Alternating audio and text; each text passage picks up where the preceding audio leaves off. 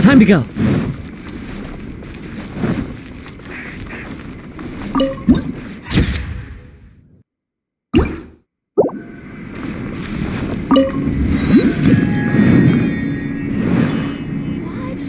Another bad one? No, let me try again.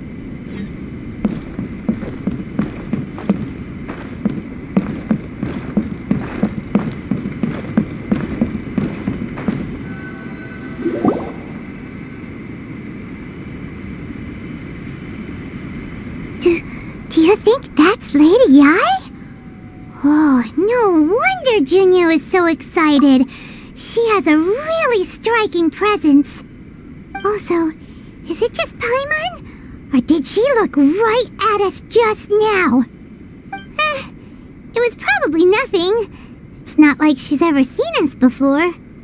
Keep away. Keep away from me. I gave up the art of the sword. Please, let me go, I beg you. As you can see, Lady Yai, Domon has persisted in this state for some time now. He appears to see those who have lost to him in duels past, gathered all around him to persecute him. Lady Yai, it must be a possession, right? This is nothing like him at all. In the past, no matter what came his way, he would always face it with a confident smile. I'm sorry. It is clear to me that your sensei is not possessed by any evil spirit. But then does that mean he... Yes. This is a change in the person himself. Unable to cope with the tremendous pressure he was under, he suffered a spiritual collapse. With his wits impaired, he finally descended into madness. As one who is thrown into the sea, though he fights back desperately against his predicament, it does nothing to prevent his descent into the depths. As for what has triggered this change, I believe it must be the loss of his vision. For to be stripped of one's vision is to be stripped of one's ambition. Stripped of his ambition? But Lady Yai, even without his ambition, why should he suffer such a dramatic change? How does that explain his descent into madness? Your school practices Meikyo Shisui art, does it not? Stillness of mind, freedom from all agitation.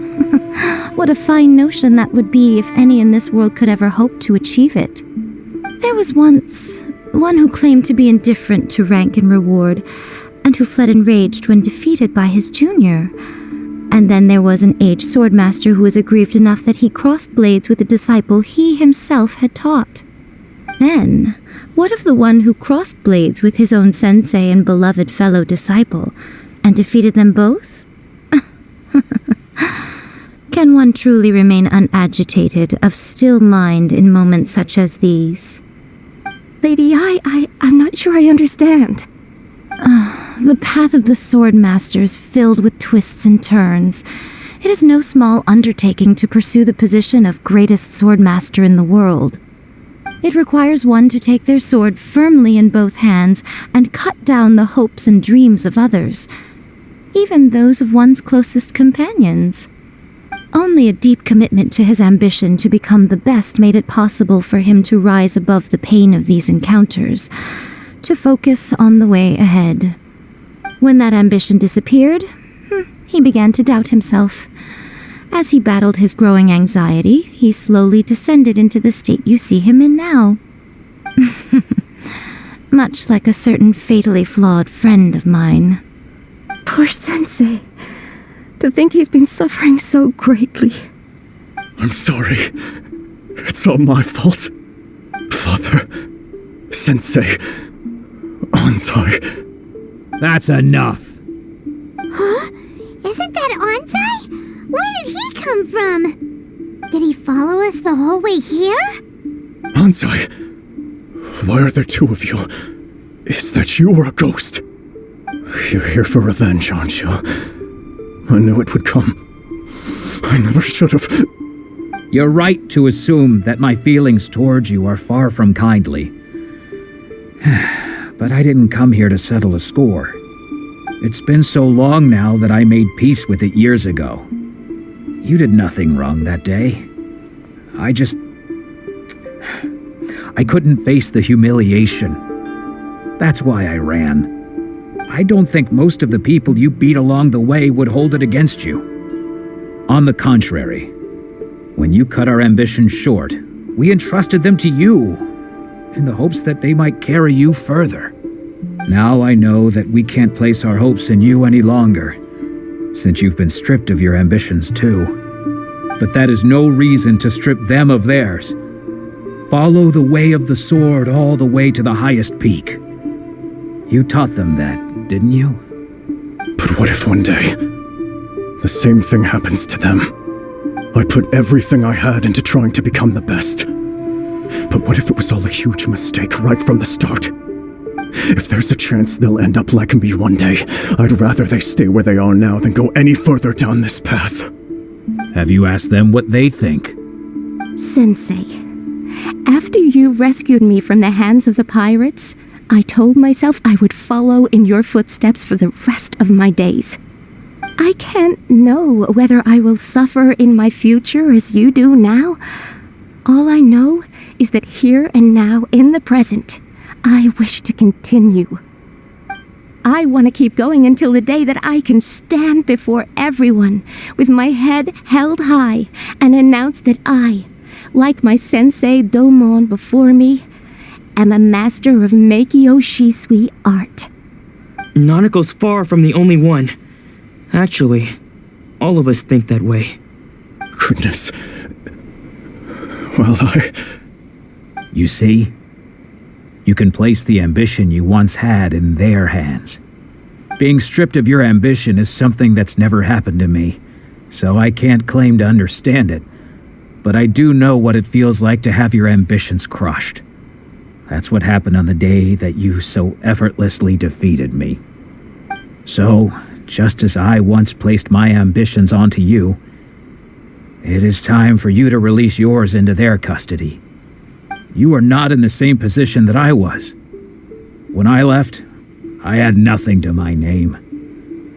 But you have a great number of worthy disciples. I understand.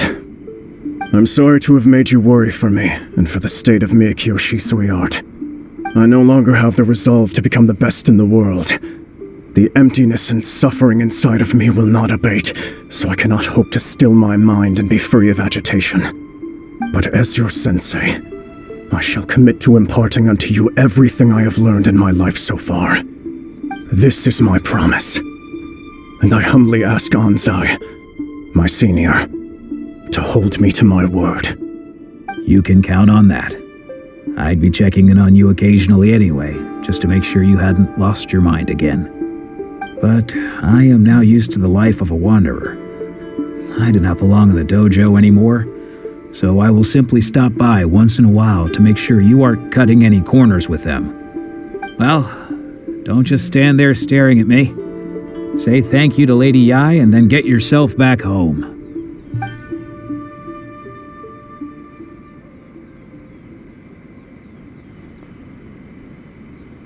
So even though his ambition was taken away, his disciples can take it over on his behalf.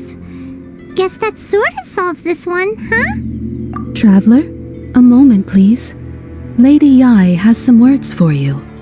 So, my intuition was correct. The wind that blows from afar carries fresh life to these shores.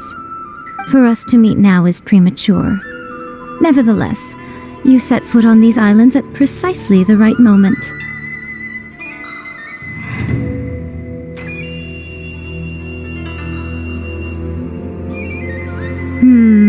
have high hopes for you, child. Don't disappoint me. Ooh, Lady Yae seems to have taken a real interest in you. She seems super mysterious. Paimon's so curious what she really meant by all that. We can come back to it another time. For now, we should go report back to Miss Kamisato.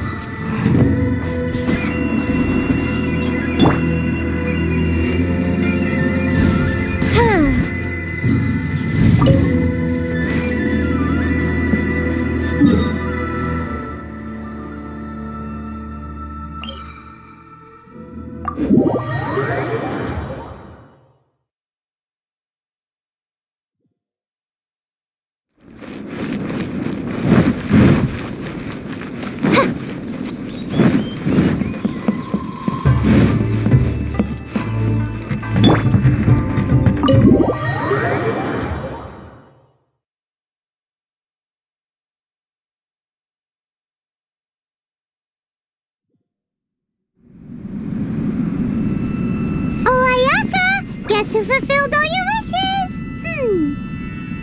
Huh? Ayaka! Huh?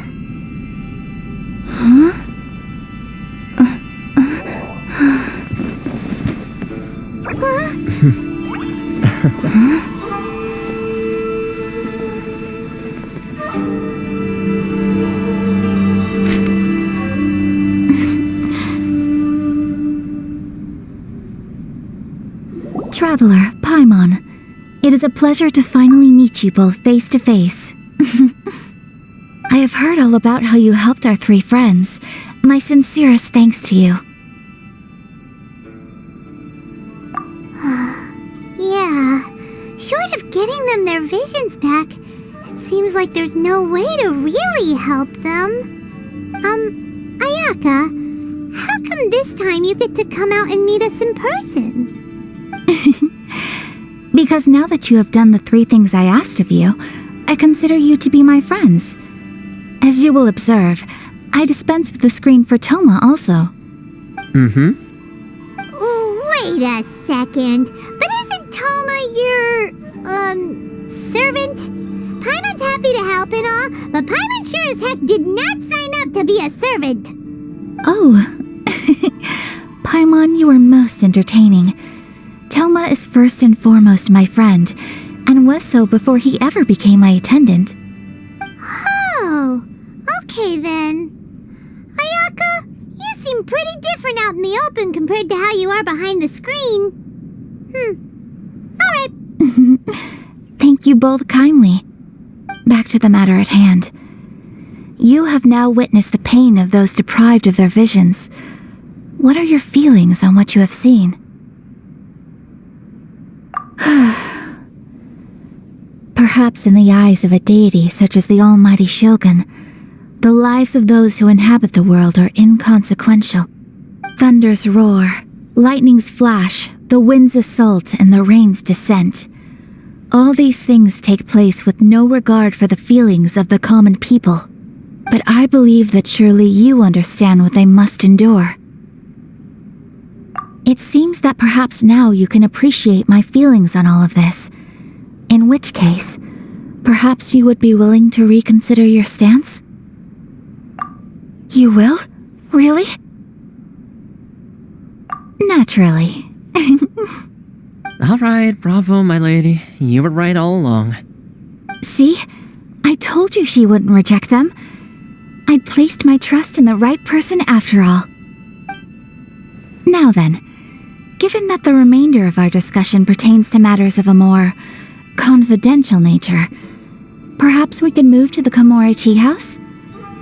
We ought not to involve other members of the Yashiro Commission.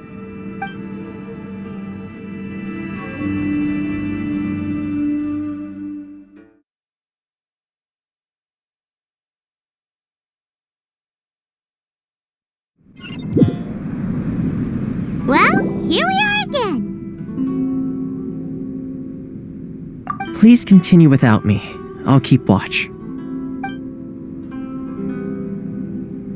So, what's the deal with this place anyway? What makes it your favorite meeting spot? This is land that was gifted to the Yashiro Commission by the Shogun. The Kamisato clan has the exclusive right to plan, build, and repair any property on this land, and even to allow or deny access. Such privileges exist due to the Yashiro Commission's role in managing ceremonial affairs. Oftentimes, it is not appropriate to discuss details in front of bystanders. Oh, Paimon gets it. Gotta keep a bit of mystery, right? Once the number of ceremonial affairs conducted in the city began to decline, our forebears built a tea house here. Only members of the Yashiro Commission are permitted to come and go as they please. Makes sense. Perfect place for a secret base. In any case, we can talk freely here. I presume you have a few questions that you wish to ask me?